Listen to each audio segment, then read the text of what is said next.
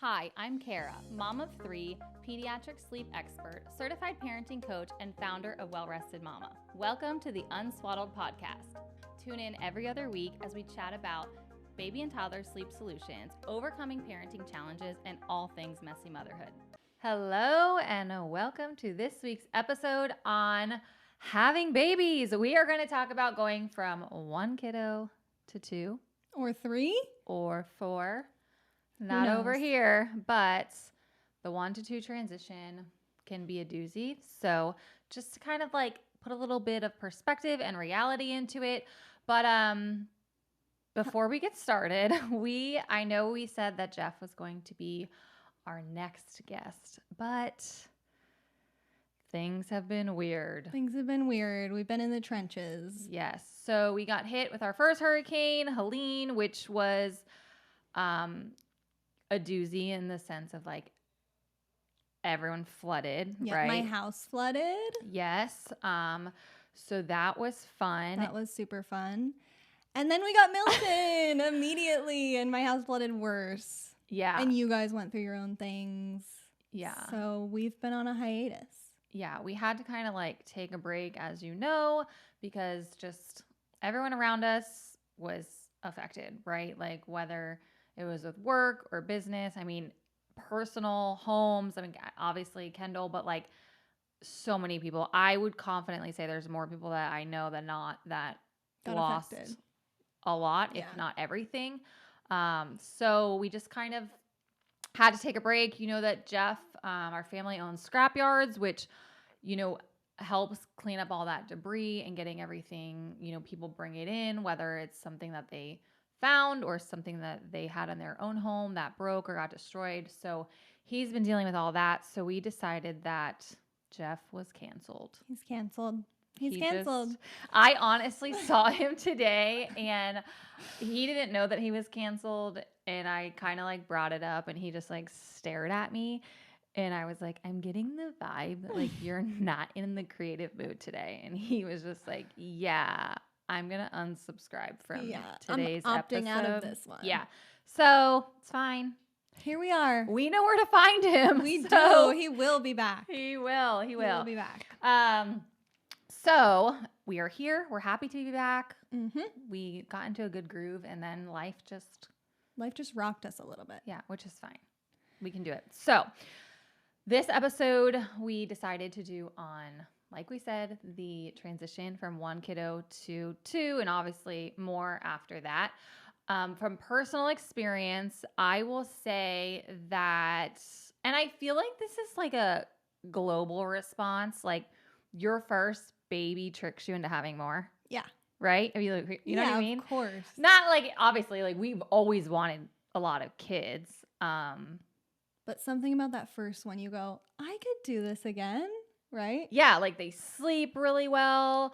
I mean, I will tell you that, and tell me if I'm wrong, but I would say I'm going to go with 80% of our clients are not first-time moms. It's always the second or the third baby. And it's usually like, I don't know what I'm doing wrong. I did everything I did with my first. Yes. And it's like, they're just so different.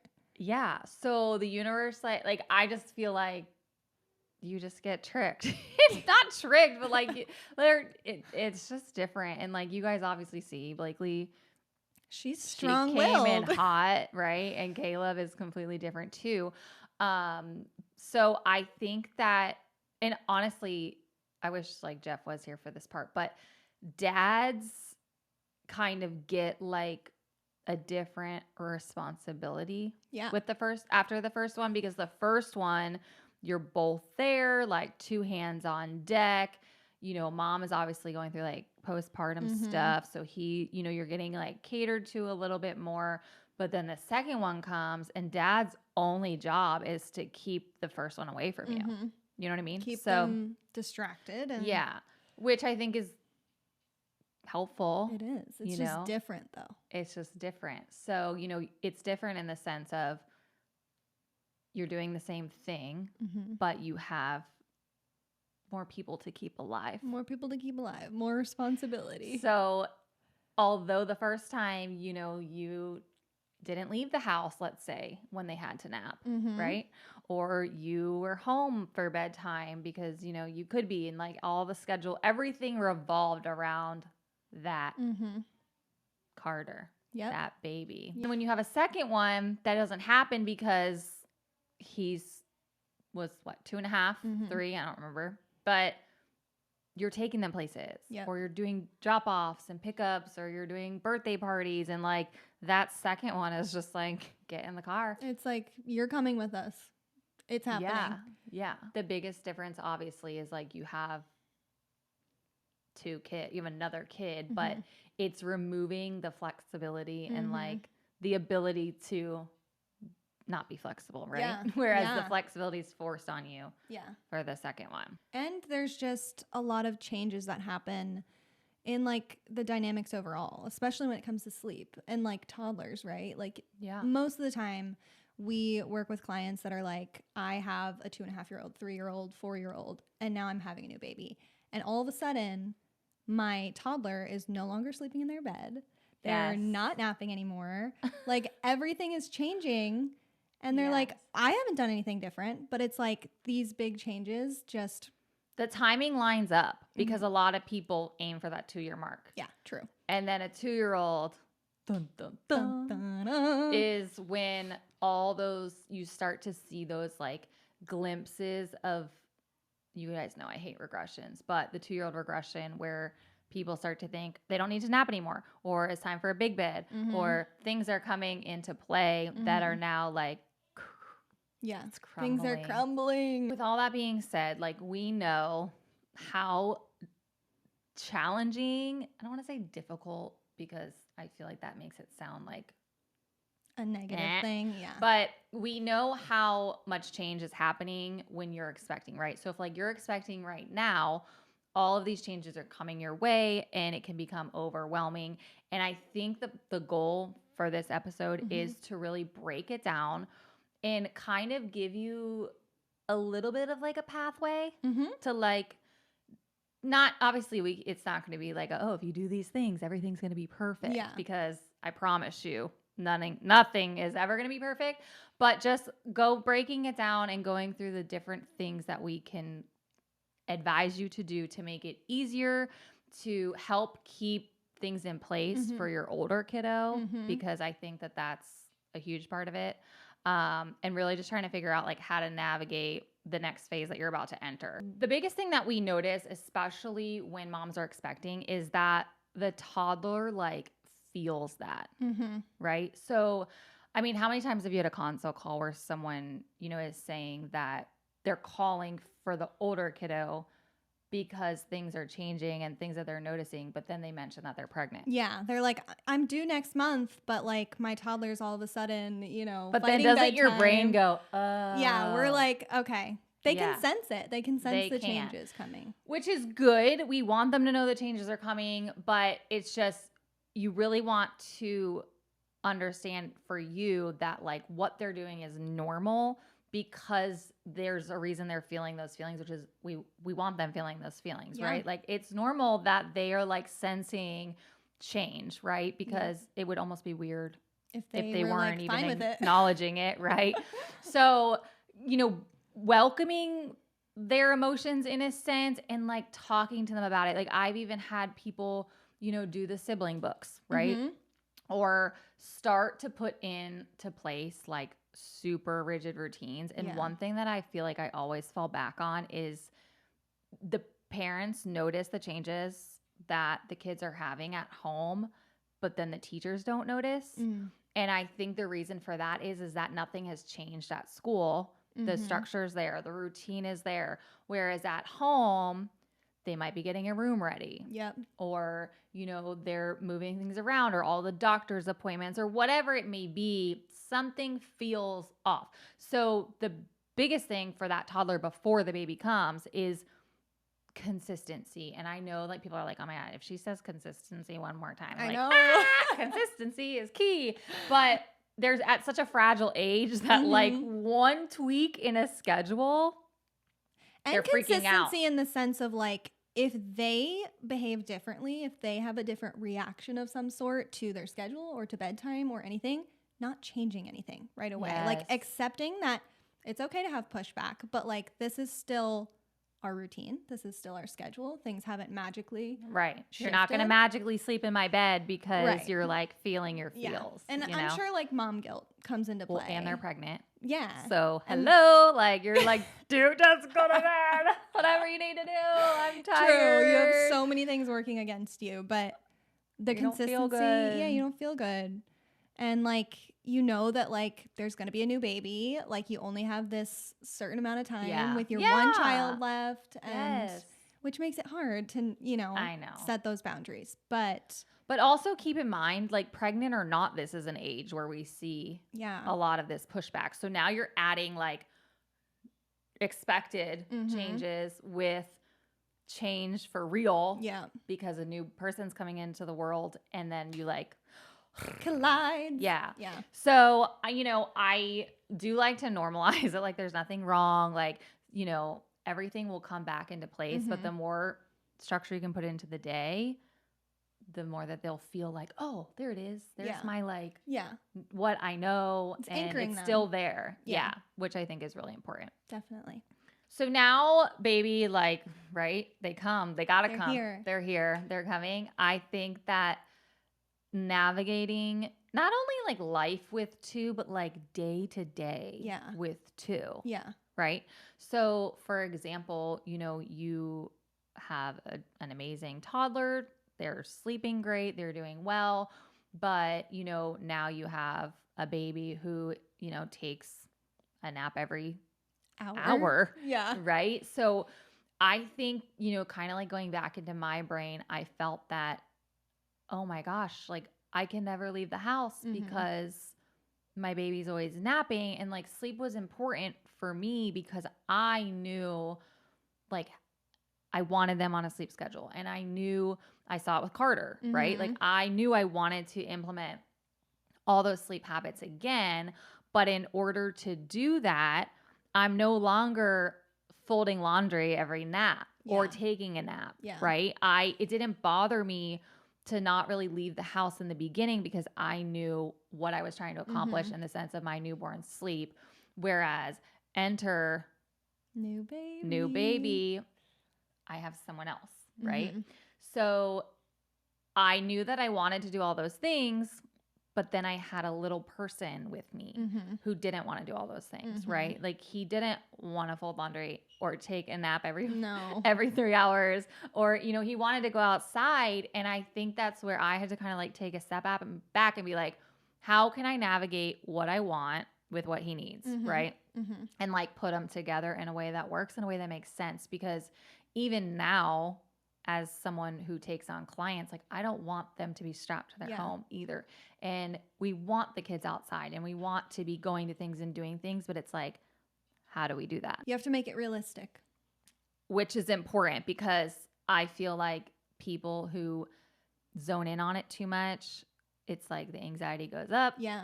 And then the toddler behavior gets crazy because they're not getting the attention that they need. And whether we like to hear this or not, toddlers like attention, whether it's positive or negative, unfortunately. So whether you're telling them no, or stop, or go sit down, you know, or doing something that they like, they don't care. Yeah. Like they're getting that attention regardless. So just really figuring out how to give them both. Like what they need. And I feel like this is a good time to mention the 80-20 rule, which is like something we tell clients about when they're stressing about, like, you know, we've taught them how to adjust wake windows, the ideal schedule, all of these things, but like it won't always be perfect, obviously. So 80% of the time you're trying to be consistent, you're trying to offer, you know, sleep in their ideal environment, and 20% of the time life happens. And I feel like that rule is even within the given day. Yeah. Like we're not talking like 80-20 like for the whole time. Like we're talking in that like 12-hour day that they're awake. Yeah. Like maybe your toddler has an activity and your baby cannot be in their crib in the dark room for 2 hours Dang it. We're doing. We're not coming. We're not coming. Sorry, we're canceling. But like now you're doing a carrier nap, and now the nap was 45 minutes, and now we're gonna adjust today, and that's just that. Can I tell you something about carrier naps though? Oh gosh. I feel like I'm telling my deepest, darkest secret.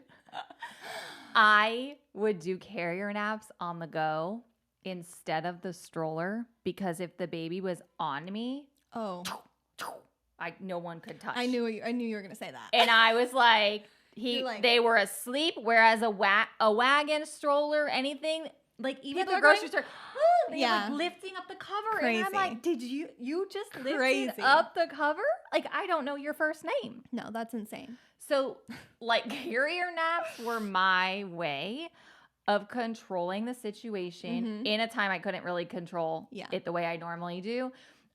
Because I could always guarantee one sleep cycle. Yeah. And I would click it up. Yep. If it was hot out, the fan was there, like, and I would just like, if someone's trying to talk to me, I'm like, nope. Walking that Avoid way. eye contact. Because I just felt like it was the only way. And it's like, you better be just happy that I'm here. Yeah. You know? Honestly, yeah. At least I didn't cancel. Yeah. I think that carrier naps are underrated. Yeah. Because I get it. Like all the fancy bassinet strollers, like there's a lot of things out there that I didn't have. But good old carrier. Yeah. It works. It works. Okay. So those are like the obvious head-on things we notice, right? So let's kind of break it down to like what we can do and the things we can kind of like put into place in order to give us like our best shot of having a good sleep around too. Biggest question I get too is like, I had my second baby, when can I start? And I am like, yesterday. You like they come out sleeping. Yeah. And at the hospital they're like, wake up. Yeah. Wake up. Yeah. And when you get home, as long as you stop doing that, I'm not gonna lie, I know there's a reason for everything, right? And like doctors are smarter than me. Like I will never say that that's not true. However, when I'm in the hospital and I have a 9-pound, 8-ounce baby, which one was that? Blakely, that needed to eat every hour, I was like, be real. Homegirl is fine, I promise. I just feel like once you leave and you go home, I always tell people like you're gonna get more sleep at home than you do in the hospital, you're not interrupted because so they're much. not, and obviously they have to like do all the things, right? Yeah. Medical things. But once you're home and baby is back to the birth weight, right? Like there's a lot of things that change, So the biggest thing that I say is like they come out sleeping, and naturally as just people, I think we interfere with that. Like I will never forget Carter sleeping in a swing next to the TV with all the lights on while Jeff and I tried to eat dinner. Yeah. That was not smart, right? But like I didn't know. Yeah. I didn't know he was overtired. You know what I'm saying? Like it took me probably 8 weeks to figure all that out, which I think is pretty good. Yeah. 8 weeks. I mean, yeah. But those first 8 weeks, Jeff and I were just like passing him back. I took a bite, passing it back, and it's like everyone I talk to like has the same story, right? Of different version of like, I'd blow dry my hair and just see if they stop crying. You're surviving. Yeah. But with Blakely, I knew to start the day that I got home, right? And I think a couple things that having a second child like helps you do is put them down more, because you have to. Yeah. So like I remember with her and Caleb, like I would put them into the crib for the naps because it wasn't safe for them to be out of the crib. Like another child was they will be poking, touching or feet trying to do something, feeding them, like so cute. But at the same time, like I remember going into Blakely and she was in the swing or something, and she had stuffed animals all around her, and Carter was like helping her. And I was like, no. And then Blakely like thought Caleb was her toy because she was 18 months old. Yeah. So I think that implementing that from day one of like they were in their rooms and they were in their space, and I like did my best to, mimic the womb for them and not swaddle and everything, I was waking them up to eat. Yeah. As opposed to Carter, I was teaching him when to sleep. Yeah. Right. So like flip flopped. And I think that is a game changer once you understand that they come out sleeping and your job is to make sure they're eating right around the clock and you're doing all those things. But other than that, they're allowed to sleep as much as they want. Yep. You're setting that foundation from the beginning. Like kind of piggybacking on the foundation thing, how many people are like, dark spaces are bad because then they won't sleep anywhere. They've just been in a dark space for 10 months. Yeah. You think they want to like no. be and out? The other thing is like day and night confusion. People are worried like, well, if I have it dark during naps and dark at nighttime, like, are they going to be confused? Right. And this is just where we harp on like using those wake windows to get them in natural light and go outside. They will not be confused, or they will not be confused for long if you are doing those things. But when they're in their sleep space, when it's nap time, giving them that dark environment gives them the best chance at a long restorative nap. Yes, which is what they need. It helps them eat better. They grow faster. Like it's all, you just see so many things it's all tied together, fall into place, and it makes it easier. Like it's so much easier to have a 2-year-old when your newborn is going to take a 2-hour nap. Yes. Like so true. You have so much time to spend with them. You have time to, do things. Like even if it's just you're at home, like you might not be leaving that often just because you have a newborn and like life. Yeah. But they don't care what you're doing with them. They just want that time. And I think also like during their wake times, like I remember Carter being like, go get me a diaper. Yeah. And letting them help. Run and like go and like he would help and he felt a part of it. Whereas, I think it's easy to be like, no, I'm feeding the baby. Yeah. And like, they're going to be like, ah, and like now they're screaming because you basically told them like, I don't have time for you. Yeah. But the more you do during those naps, even though the more their emotional bucket is filled. Yeah.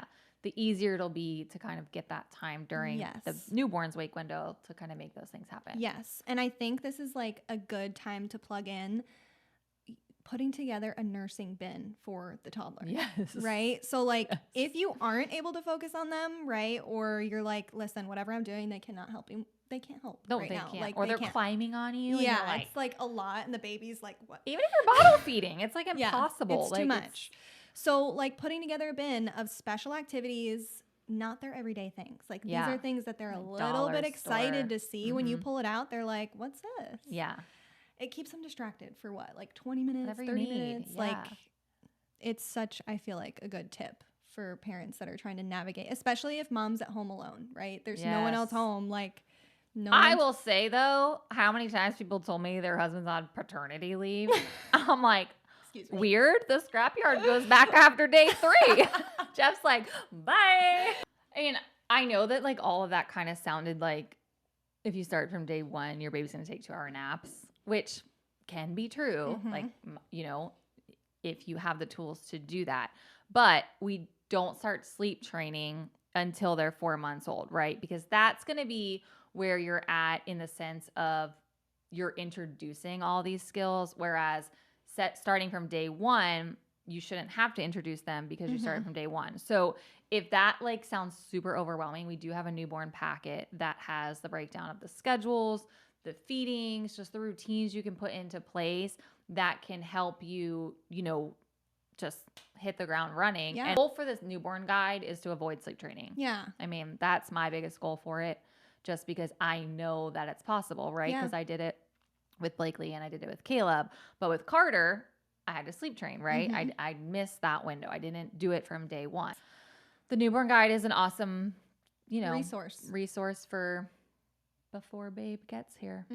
Or if you've just had them and you're like, wait a second, I have no idea what to do. Yeah, there's still time. Yeah.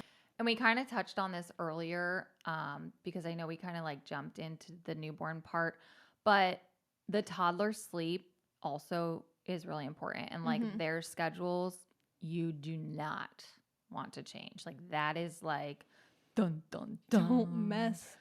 Just work around their schedule because the newborn is fine. You can adjust wake windows. You can move things around. You can do bedtime. Like everything is still movable with the newborn, but the toddler is just set in stone. Yeah.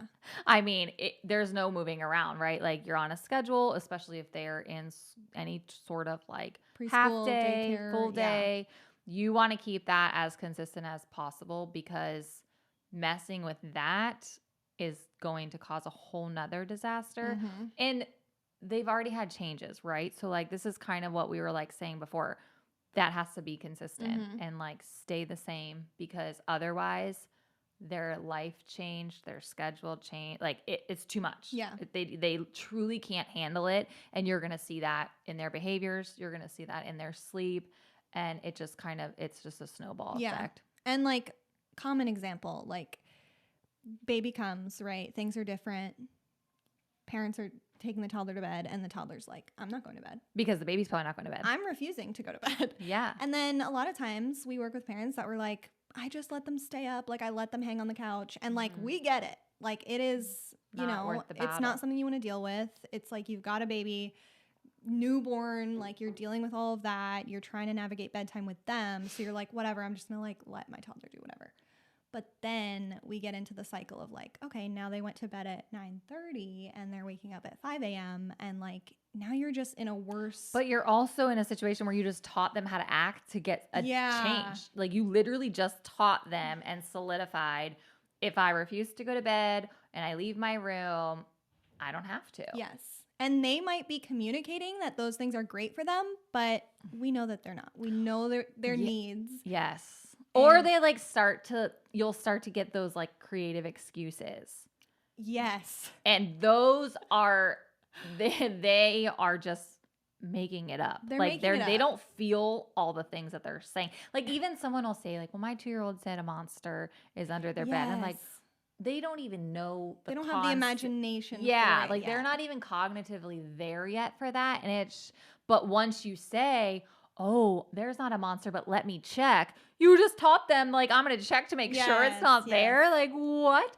So, it's very, you just want to keep it super simple of, you're safe. This is your room. This is where we always go. Yeah, like, you don't even acknowledge. I know you don't want to go to bed. I wouldn't even say the word. Like, I would remove words from what they were saying into my response. Yes. You know what I'm saying? Yes. Like, don't even, like, you have to, because once you do that, you're basically teaching them that there could be. And it's their job to test boundaries, but it's our job to hold them.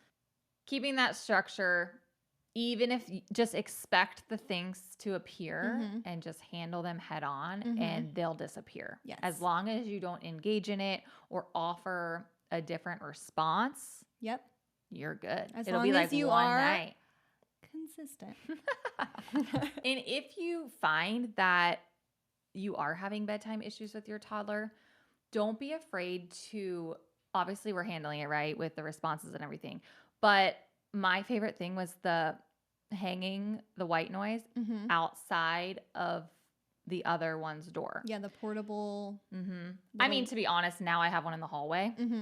Just because all 3 kids are finally in the same hallway. So I have the Google Home in there.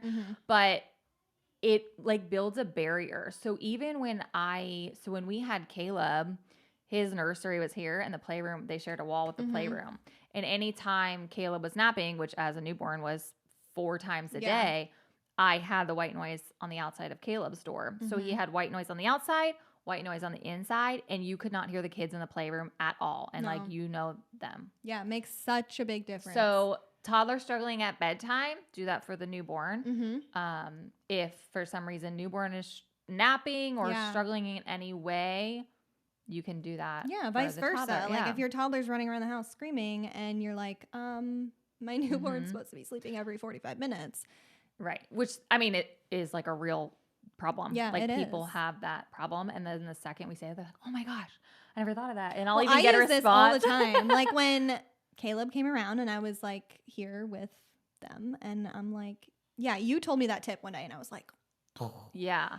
But it's crazy. Like, and we even tested it. Like I went in, we turned them both on and Jeff would be outside the door talking and I couldn't hear him. Yeah. It really does create that wall. Like that you need. We use it for the hurricane. We had Google on in the living room, in the hallway, and we did the white noise so that the storm, and they had their white noise in their room, but so that the storm like didn't, because it was loud. Yeah. Keep them up. Or if we have people over, I'll do that. Yeah.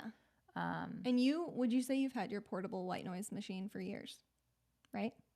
Since Carter. Since Carter. So get you one of those. It will be worth it for sure. The last tip that we like really want to just hone in on is while you still have time, okay, make sure that your older kiddo is an independent sleeper, because if they're not, right, we can teach independent sleep at pretty much any age. I mean, Yeah. obviously it expires at Yes. some point, but if you're in the world of still having babies, you're probably still in the zone.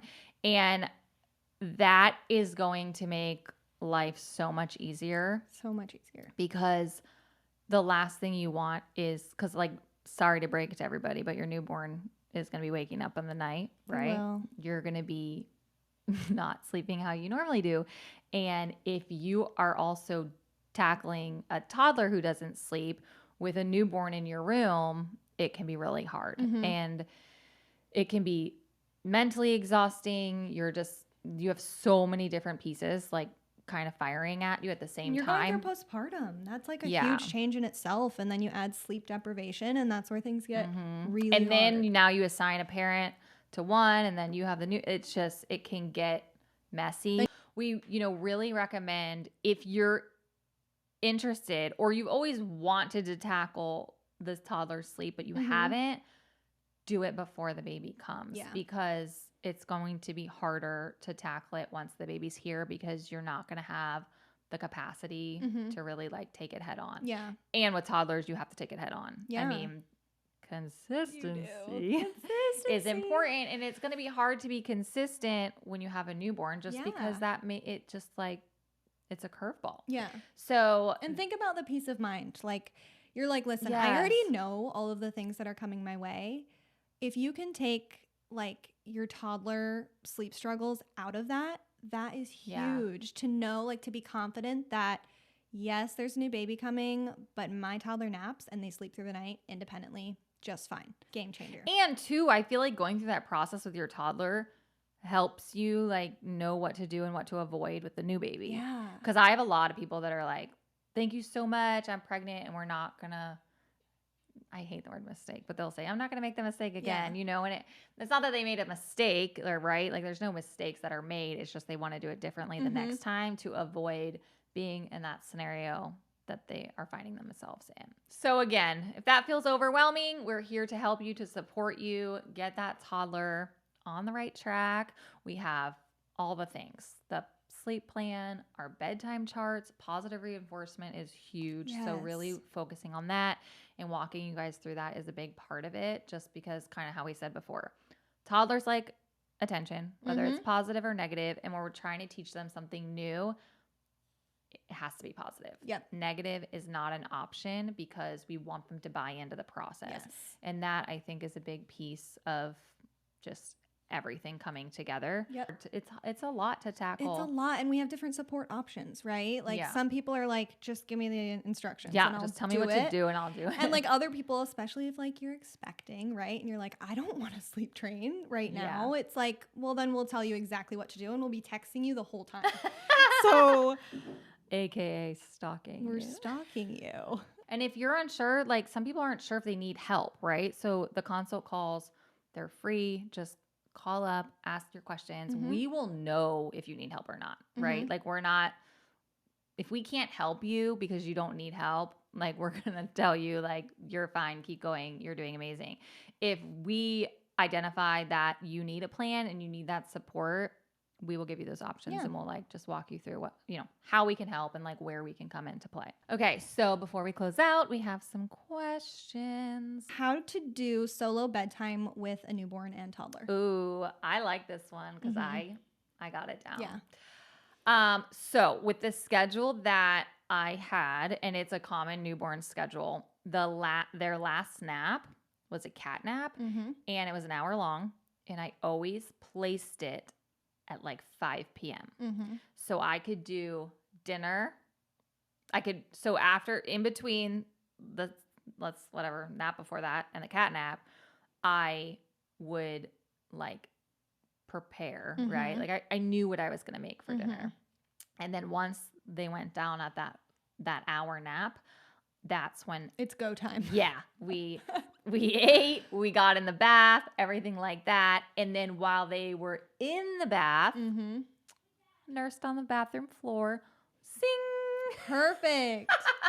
And then hopefully Jeff was home by then. But I would do the feeding and they would be playing in the bath bombs. Yep. However, I needed to like spice it up. Yep. And then if we're like full disclosure, I would lay the baby in the middle of whosever bedroom I was in as I did their pajamas. Yep. And everything like that. And then typically I always tried to lay the newborn down first. Yeah. And then that would be like right at 7. Yep. And then everyone else would get like the tucking in Yep. and like all that. Which goes back to setting a good sleep foundation, because if you Yeah, can kind of set it and work forget on it. that schedule, and then also like having that one-on-one time with your toddler, right? If Mhm. you're putting the newborn down first, now you can focus on them, fill their emotional bucket before they go to sleep. It's good all around. So that's a good Yeah, routine. that was like my favorite. I don't remember how long it took me to figure out, but once I figured it out, I was like, oh. Ding, ding, ding. How long does it take to get used to a new baby for kids? I feel like it's like different levels of Mhm. getting used to, right? So like in the beginning, they're like used to them in a sense that they're not going to forget they're there. Yeah. They're so obsessed, Yeah. right?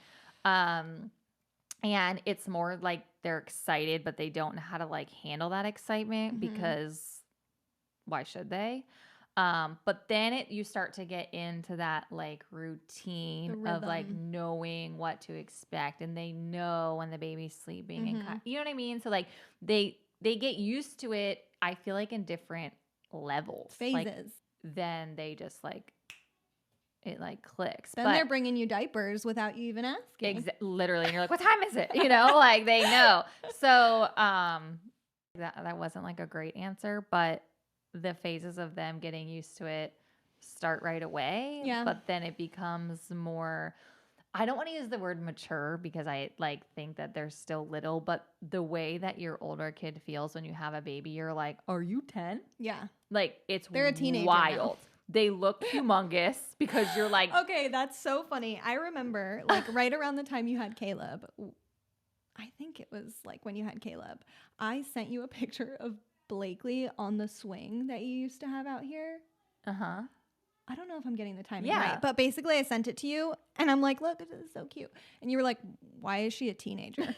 Why are her legs so long? So long because it's like they look like this big, but then you have someone this big and now Yeah. they look, it's like, Honey, I Shrunk the Kids. Yeah, exactly.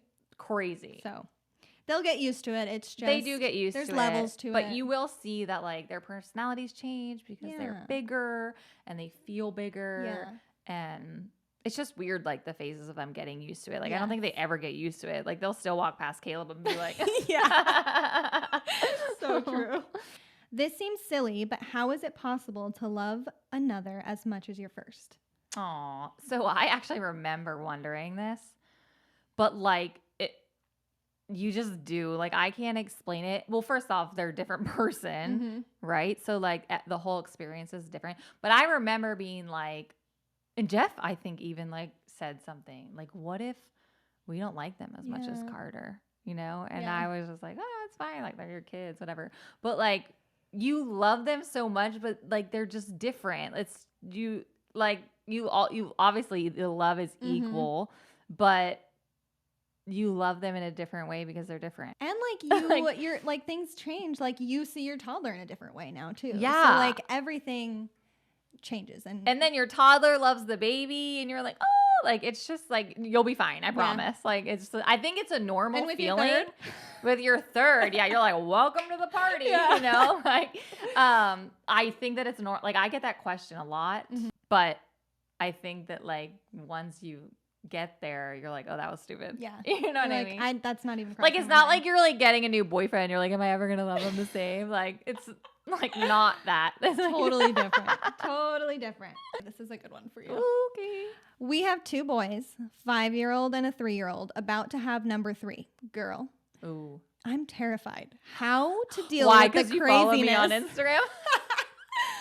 How to deal with the craziness. You know all about the craziness. Okay, so I know about the craziness, but my crazy's in the middle. Yeah.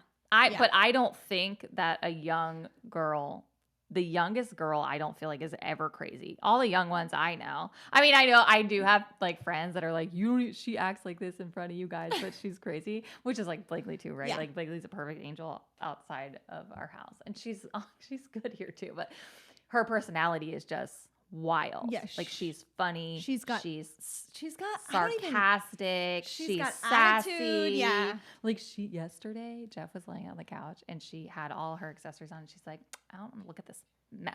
Yeah. What is that lately? I And don't it know. actually is so entertaining. Like every time I come here now, guys, I come here once a week.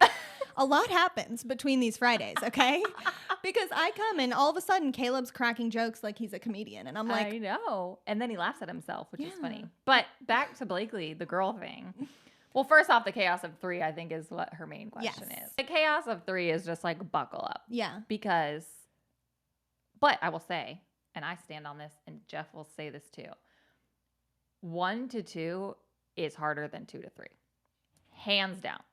Because you're already You're good. And people are like, oh, are outnumbered. I'm like, yeah, but your oldest is now like a Mhm. helper. Like they're all getting older. Yeah. You know what I'm saying? So like that part gets easier, but I will forever say 1 to 2 is harder transition. 3 to 4. Easily. Guess we'll find out. I don't, Jeff, go ask Jeff. If you had Yeah, another right. one, I would have to get a new car. Does I would that have no come more with the room. baby? Yeah. A new car? But I'm excited that they're having a girl. That's really fun. Yeah, and I that is think fun. that when they have it's boy, boy, girl. We have friends that the 2 older boys and the youngest is a girl, and they're so sweet with her and so gentle. Oh my Whereas like gosh. my kids are like Yeah. because they're not like they don't care. Yeah. Blakely used to be like, She ain't "Hi, scared." buddy." Yeah. And then she's like poking him and like slobbering on him. Yeah, Yeah. like so there's no, and she is like her girly like high She heels and stuff, is. but she's not a like baby sister girly. So interesting because she can be so sassy and have so much tude, but she's also so sweet. Yeah, and Like- she'll be like, Kayla, Yeah. are you okay? Like I think that they're gonna be like, I'm gonna tell my sister. Yeah. Oh my god. That is so funny. Yeah, And she'll handle it, yesterday, too. I was picking up the kids from school, and she had on a Halloween headband, a Halloween bow, and Halloween earrings, and red lip gloss, which somehow she snuck that in her backpack because this was at pickup. And I'm like, how do you have fresh lips on right now? But we're not. That's fine. And we have to like walk to a different hallway to get Carter. And I was in Carter's classroom a lot last year. So one of the girls that was in his class last year was like, is that Carter's sister? And I was like, yeah. And they're like, oh my gosh, she's so cute and pretty. And Carter was like, and I was like, welcome to the rest of your life, Hey. buddy. He needs to know his sister's cool. But she had on her like black patent leather high top boots, and like she had it going on. And Is they this were Halloween just like, day at "Who's school or that?" is this just Blakely Day? right? Okay. Just thriving. every day. Natural. That makes sense. You like to let them express themselves Hey, around here. as you should. As you should. Last one. Last one. This was harder than I was expecting, even with the age gap. Yeah. Because you went from one angel child to a baby. I mean, of course. I swear it's the hardest transition. Yeah. I mean, you're just, and you know, people are like, well, you have one parent on each kid, Mhm. but then that like separates, like you're not like sitting next to each other on the couch. Like Yeah. you're like one's doing this and one's doing that, which is fine. I think that's normal, right? Yeah. Like that's important, but it's the time different. split up. The activities are like added on. Your brain's doing more brain is like, things. "Woo!" Yeah. So I just like, once you have the 2 kids though, your brain will be so crazy and you'll be Yeah. so like, I thrive in chaos, Yeah. but the kids don't. Like 3 kids. I'm like, I literally an extra kid could get in my car and I probably wouldn't notice.